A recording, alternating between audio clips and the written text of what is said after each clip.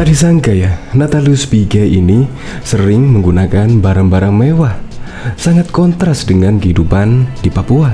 Ferdinand Huta Heian ini membongkarnya bahwa barang-barang yang dipakai dari Natalius Pigai adalah barang-barang yang sangat mahal. Ya, termasuk topi, jam tangan, bahkan cerutu yang dia hisap itu juga mahal, ujar Ferdinand Huta Heian. Padahal kemarin Natalius Pigai mengkritik Presiden Joko Widodo, bahkan menyebut Presiden Joko Widodo merampas dan merampok di Papua. Tetapi kenyataannya apa? Kenyataannya Presiden Joko Widodo justru ingin mesejahterakan rakyat di Papua. Ya, terbuktilah kunjungan Presiden di Papua sangat lama sekali. Karena apa? Karena ingin menyapa masyarakat-masyarakat di Papua. Bahkan pembangunan di Papua juga sangat masif di era Presiden Joko Widodo. Nah, tidak hanya itu juga. Menurut saya sih ini tamparan yang sangat keras untuk Natalius Pigai. Karena apa? Karena aktivis mahasiswa malah mengidolakan Ganjar.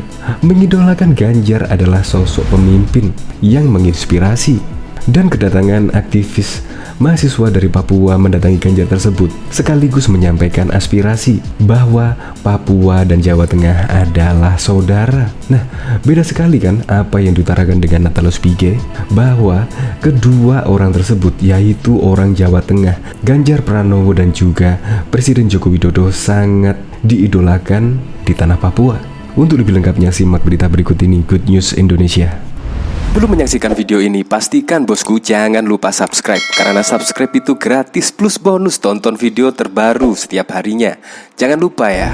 Ex-politikus Partai Demokrat Ferdinand Huta Heian menggugah foto yang memperlihatkan gaya hidup Natalius Pigai yang menurutnya sangat kontras dengan kondisi rakyat di Papua. Ferdinand Huta Heian lewat cuitannya di Twitter pada Senin 4 Oktober 2021 membagikan foto Natalius Pigai yang tampak memakai barang-barang mewah, topi mahal, cerutu Cohiba mahal, jam tangan mahal, kaos pun juga mahal, mungkin celana dan sepatunya juga mahal, cuit Ferdinand Huta Heian. Menurut Ferdinand, hal yang ditampilkan Natalius Pigai dalam foto itu sangat kontras dengan kondisi sebagian rakyat Papua. Berbeda halnya dengan sikap Natalius Pigai. Ferdinand Huta Heian menilai Presiden Jokowi lah yang terus berusaha mensejahterakan masyarakat Papua. Sangat kontras dengan kondisi sebagian rakyat Papua yang terus diangkat kesejahteraannya hidupnya oleh Presiden Joko Widodo bersama jajarannya, ujar Ferdinand. Diwartakan sebelumnya, Natalius Pigai belum lama ini menjadi sorotan publik lantaran melontarkan pernyataan keras terhadap Presiden Jokowi dan Gubernur Jawa Tengah Ganjar Pranowo. Pernyataan Pigai itu pun sontak memicu kemarahan dari sejumlah pihak lantaran dinilai berbau rasis. Dalam pernyataannya yang ia unggah di media sosial Twitter, Pigai meminta netizen agar jangan percaya dengan orang Jawa Tengah seperti Jokowi dan Ganjar. Menurut Natalius Pigai, Jokowi dan Ganjar telah menimbulkan penderitaan bagi rakyat di Papua lantaran mereka merampok kekayaan, membunuh dan menginjak-injak harga diri bangsa Papua. Jangan percaya orang Jawa Tengah, Jokowi dan Ganjar. Mereka merampok kekayaan kita.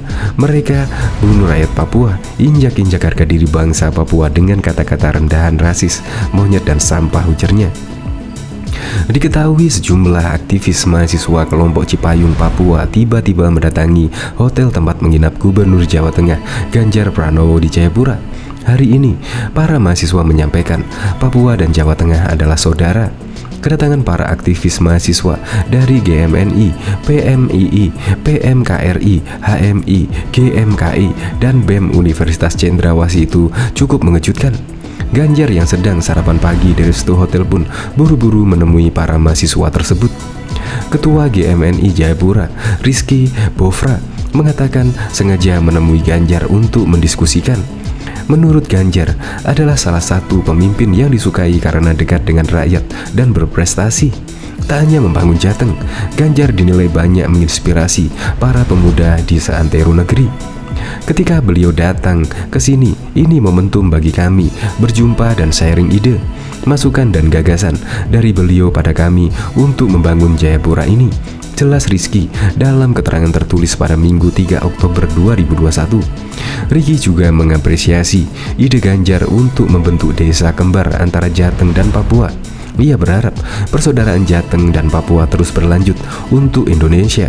Kami teman-teman di Jayapura dan bersama saudara kita di Jawa Tengah, kami tetap bersaudara dalam satu Indonesia, ujarnya. Di sisi lain, Ketua BMII Jayapura, Mahfud, mengatakan Papua adalah miniatur Indonesia. Ia juga merupakan keturunan Madura yang tinggal di Papua. Kami ini simbol miniatur NKRI.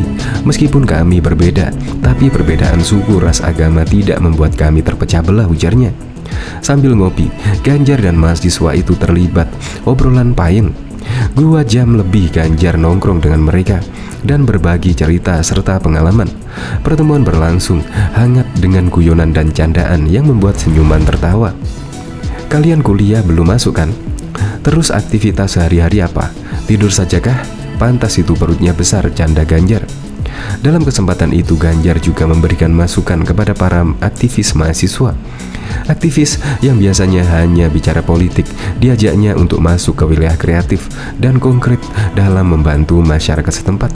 Di tengah pandemi ini, banyak hal yang bisa dilakukan para aktivis mahasiswa tersebut, membantu persoalan kesehatan, ekonomi, pendidikan, sosial, budaya, dan lainnya. Aktivitas mahasiswa juga diminta Ganjar membantu meningkatkan ekonomi kreatif Papua yang sangat bagus. Meski kecil, tapi apa yang dilakukan kawan-kawan ini mesti solutif. Tidak perlu hal besar, kecil tidak apa-apa, yang penting bermanfaat. Bisa mengembangkan ekonomi kreatif di sini, meningkatkan pariwisata dan lainnya, tegasnya. Ganjar mengatakan telah menawarkan program desa kembar antara Jateng dan Papua. Program itu dimintanya dikawal oleh aktivis mahasiswa ini agar bisa berjalan dengan lancar. Diketahui Presiden Joko Widodo menghentikan perjalanannya saat kunjungan di Kabupaten Sorong, Papua Barat. Saat ada sejumlah pedagang kaki lima yang membentangkan poster, Jokowi menghampiri para pedagang tersebut. Tadi yang bawa ginian poster banyak, ucap Jokowi seperti dikutip dari siaran kanal YouTube Sekretaris Presiden pada Senin 4 Oktober. Saya kira apa demo-demo, imbuhnya sembari tertawa. Para pedagang itu pun ikut tertawa. Mereka kembali memperlihatkan poster berisi tulisan "Selamat datang Pak Jokowi, tolong perhatikan kami pedagang kaki lima". Di depan lapak dagangan, Jokowi mengajak ngobrol para pedagang terkait bisnis mereka. Ia didampingi Menteri Investasi Bahlil Lahadalia. Dalam kesempatan itu, modalnya berapa? Tanya Jokowi kepada Juhari. Sehari kadang 1 juta, kadang 2 juta, jawab Juhari. Setelah berbincang dengan para pedagang, Jokowi mengeluarkan 2 lembar amplop. Ia berkata, amplop ini berisi bantuan modal untuk para pedagang kaki lima. Ya sudah gitu saja nggih, ini buat tambahan modal, ucap Jokowi menyodorkan 2 lembar amplop. Alhamdulillah, terima kasih banyak Bapak, mudah-mudahan kedepannya baik, tutur Juhari. Tren warga membentangkan poster ke Jokowi menjadi marak beberapa waktu belakangan saat sang presiden melakukan kunjungan kerja ke daerah. Tren itu bermula saat kunjungan kerja Jokowi ke Blitar, Jawa Timur pada Selasa 7 September yang lalu. Saat itu peternak bernama Suroto membentangkan poster bertuliskan keluhan para peternak. Suroto diringkus polisi sesaat setelah membentangkan poster. Setelah publik marah dengan tindakan represif polisi, Jokowi mengundang Suroto dan sejumlah peternak ke istana. Pertemuan itu berdampak pada kebijakan penurunan harga pakan ternak di pasaran.